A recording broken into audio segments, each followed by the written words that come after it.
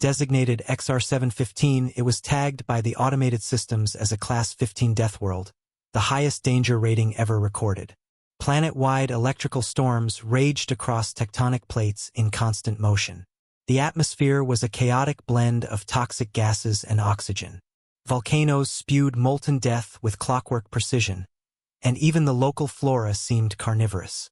Captain Reltan of the Thallery Dominion stood silently, mandibles twitching as he reviewed the data again. No known civilization could survive this, he hissed to his science officer. And yet, there's activity on the surface, came the reply. Reltan narrowed his compound eyes. Impossible. Sensors confirmed it. Artificial structures, energy readings, electromagnetic signals, primitive but stable. And most disturbingly, biological signatures. Intelligent ones. The crew argued. It had to be a glitch. Maybe malfunctioning probes. Maybe residual tech from an ancient civilization now long dead. But protocol demanded confirmation. A scouting party was assembled. What they found stunned them. The landing zone was carved into black volcanic glass, reinforced with metal alloys unknown to the Dominion. The air was heavy and acidic, but somehow breathable. And waiting for them on the ridge above the landing site was a human. He wore no armor, no helmet, just a lightweight suit patched with different materials.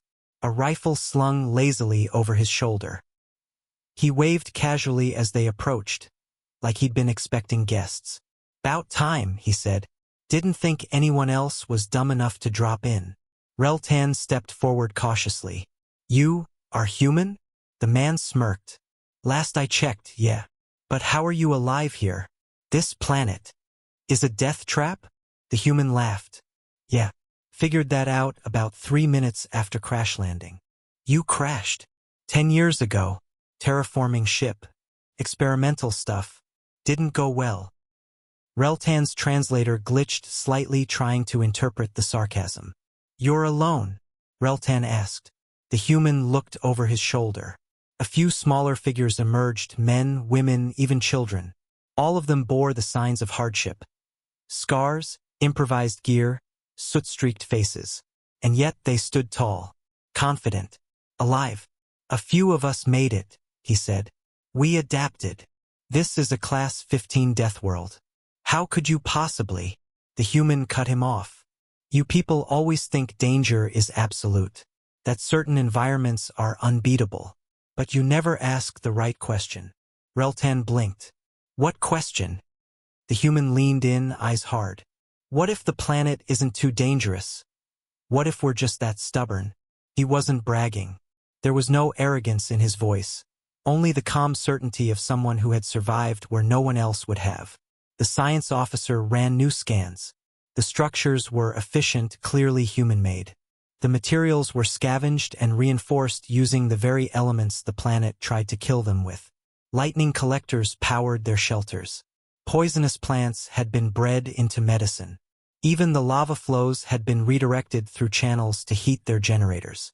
It wasn't just survival. It was dominance. Reltan turned away from the human and looked across the jagged horizon. The world screamed death in every direction. And yet, humans were already claiming it. When the team returned to orbit, silence hung over the bridge. No one spoke as the data streamed in. After an hour, the Dominion's senior xenoanthropologist whispered, "They are not just survivors. They are adapters. This world should have killed them. But instead, it made them stronger." Later that cycle, the Council of Species met in emergency session. The Veritas report was shared across every known polity. Entire empires read the details and paused. Not out of pity, but out of fear. Because this wasn't Earth. This wasn't their home turf. This was the most hostile, violent planet ever discovered. And humans were already there.